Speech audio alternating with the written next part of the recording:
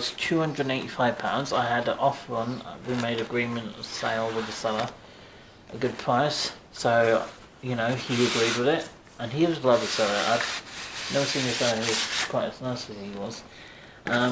He made an agreement with me for a good price, and I bought it. Too many boxes in the way. Let's keep that out of the way for now. Before we take a look at the logo itself, I don't want to... Oh, I can see it. Oh. Okay, let's get the boring bit out of the way first. Let's just keep the logo, well, the carriages and the logo out of the way for now. Off to the side. Right, in short, this is called known by IC82, Intercity 82 if you like. It's been called as the gump. It's a typical word for basically the instruction manual for your model train. How to lubricate, how to take the wheels, arches off. They're called arches, I think, on trains, but I'm not entirely sure. But they are clips to hold the rotating fan. Wow. You're telling me this fan works? I really hope they don't, because that will blow my mind off. Actually, yeah, it's because general taking both screws out, moving this before you run your model. That's fair enough. I recommend reading the boring bit before you get to your main sighted thing, because I know a lot of people don't like them. But right, okay, we got blanking plugs for DCC. It's DCC ready, so it's not digital yet. It's just basically all you have to do is put a chip in it and you're ready to go. Now I'm going to just quickly swing into this to those of people who hate or love plugs or sleeves on your DCC chips. Don't recommend put them on, because when was it? I'm trying to think. 7 years ago? Not 7 years ago, but close to 9 actually now. I had a locomotive from Modway shop in Mevagissey, which is in Cornwall, of course. If you've been there and you bought a train from there, like maybe the Flying Scotsman or the Intercity 225 set, which is also known class 90 or the class 91 set, I tried to, well, the chap in Modway, in the Mevagissey Modway shop, which my sister actually temporarily did volunteer there once, and she had some interesting experience there with the chap, with Richard and a few others.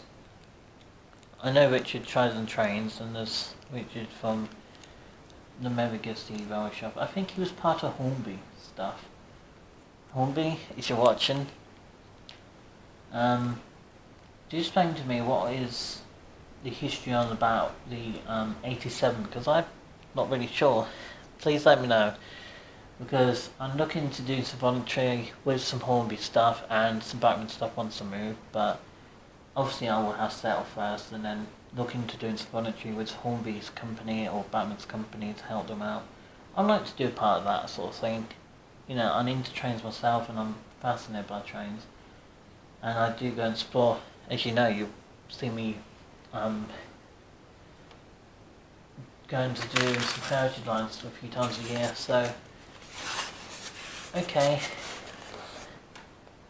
Right. I hate this style of packaging. Not on Chris Simpson locos, because the locos look good. It's the boxes, okay? I think what Hornby should have done back then, excuse me, I've got gunky throat and clogged up nose today. That's what masks do that to you. What they should have done is put a plastic card and then put a plastic outer casing so it sits in there nicely. What Batman do with it oversleeve packaging, the block of ice is what people call it, modelers. And I'm a modeler and a collector, so interesting. So let's take one of the units out, and I'm not entirely sure where to grab this model, because which model is this? Oh, what was that? I hope I haven't bugged anything, I really hope not. Oh. Yeah, get off there. Right.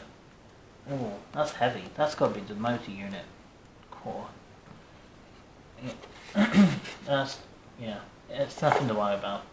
I thought for a second I thought something broke off as soon as the Brian Mel brought it to me. Right. Okay. We'll take a look at the dummy car shortly, but for now, where can I put this? Over to the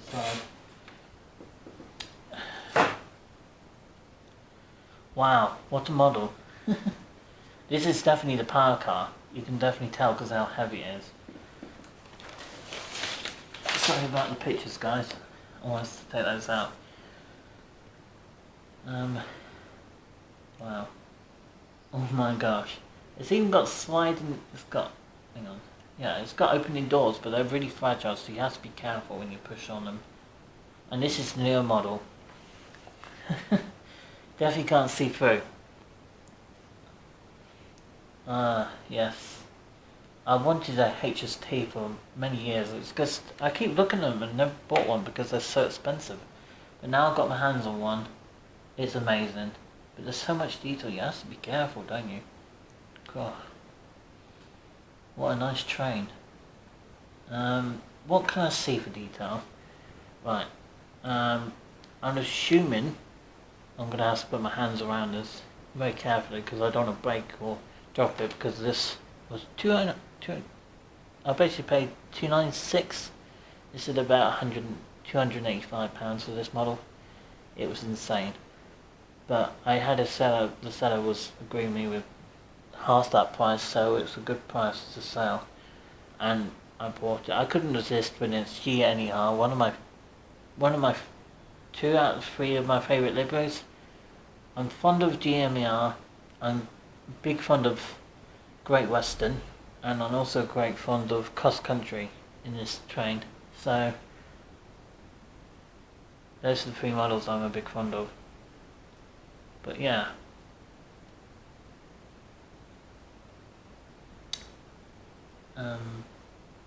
So I'm assuming these circle grill, we're near the front of the grill. We've got a yellow spot there, and we've got the 2 circle lights. So I'm assuming these outer lights are directional lights, and these 2 inner lights are tail lights. And there is a cab light apparently inside this train as well. Detail wise, well, there's quite a lot already there, you can see. Why is the screw in there? I know a lot of people say leave the screw in, but I don't want to take the screw out in case it does affect the performance of this model. But it's a nice train. Nice detail. But yeah, it seems to be a nice detailed train. No delivery application. What's this one? C? Not entirely sure. I'll also do some close-up shots for you a little later on, because I can't read them all. It's just started raining. Overhead system. This one's called Irish and Wales. It's not Wales. Please let me know what that means, if you can read that, because I'm not entirely sure what that means. I'm not entirely there with what it's supposed to mean. Pickup wheels. That's got to be the power unit there, and the motor's got to be there. Wow, what a train. Well, for detail, I can't say the running performance yet for what I would rate it yet, because I haven't seen it running yet. But I've got everything set up, ready to go. But yeah, detail, I would say definitely 10 out of 10. It's got a lot of detail going with it. Good livery application. Potentially lights. Potentially powered fans, which should be interesting if they have them. Because they show rotating fans, so if there's rotating fans in it, that would be even better. Oh my gosh. Actually, I can see it. Okay. Let's put this locomotive down. We'll take a look at the dummy car. I'm going to pop the loco to the side. Actually, let's put it onto the paper because I don't want to put it on the dirt, on the because I don't want to, make more dirt on the wheels. The wheels look quite clean, but let's have a look at this logo. The chap seemed to have been quite nice about doing this to me several days early. Same with the carriages as well. Very nice seller. I recommend him if you guys are ever looking for the HST set. Take a look at his stuff. He seems to do quite a lot of good trains. He was also selling this off. And surprisingly he did. It's a nice train. Again, the livery application is really good. But again, it's a really nice train. I can't say much about that. As I said, running performance I can't say yet until I run it and see what it's like running wise, but until it's running I can't say. But detail again is really good. Livery application is really nice. Stones can slide into itself. That's okay. We've got another box to take a look at in a minute anyway. We've got there. What is that? Never noticed that before. Again, another livery application, very nice.